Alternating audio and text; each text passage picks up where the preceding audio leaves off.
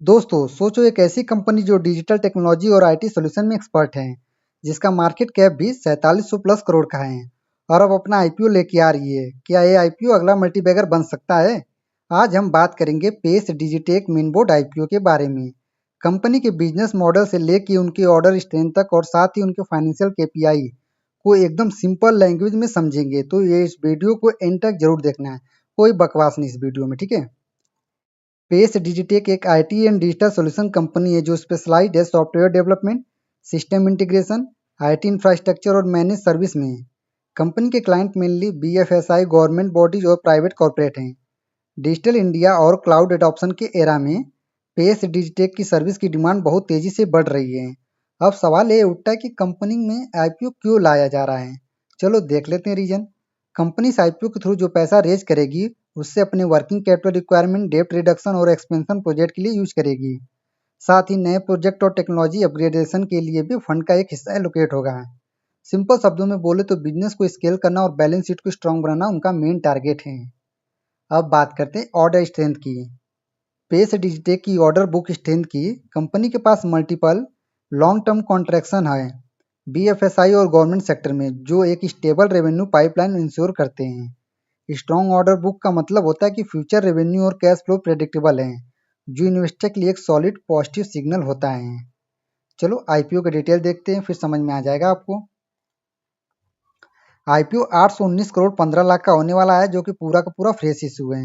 यह 26 सितंबर को ओपन होगा, क्लोज होगा 30 सितंबर को, अलॉटमेंट आएगा 1 अक्टूबर को और रिफंड हो जाएगा 3 अक्टूबर तक अगर आपको पैसा आ जाएगा। अगर अलॉटमेंट नहीं मिलता है तो लिस्टिंग होगी 6 अक्टूबर को।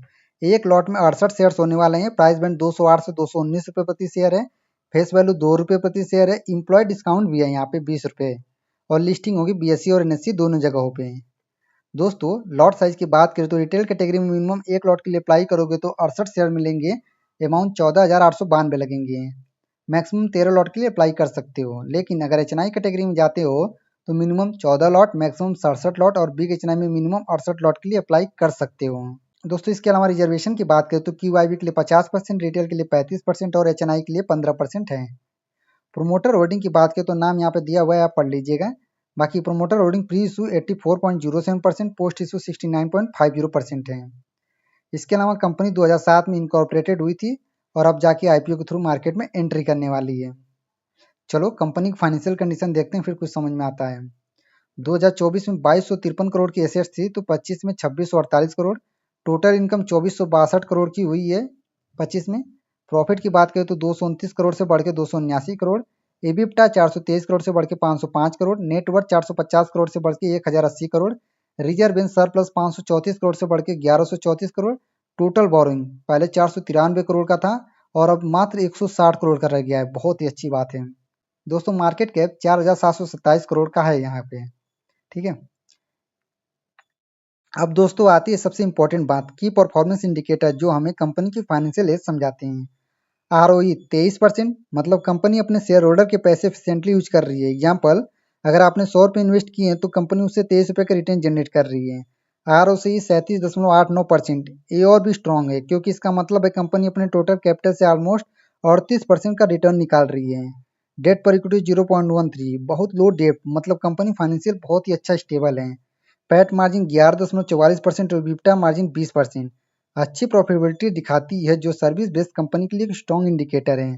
प्राइस टू बुक वैल्यू 3.07, मतलब मार्केट में कंपनी को 3 गुना वैल्यू पर वैल्यू कर रहा है, ट्रेड कर रहा है, यानी जो रिस्पॉन्सिबल है कंसिडरिंग ग्रोथ के लिए।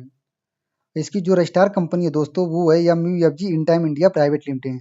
तो दोस्तों कंपनी का तो सब कुछ सही लग रहा है, डेट भी नहीं है, तो इसका जीएमपी भी तगड़ा होने वाला है। तो मैं आपको टेलीग्राम पे दे दूंगा, आप वहां पे जाके ज्वाइन कर लीजिए, अभी डिस्क्रिप्शन बॉक्स में लिंक है।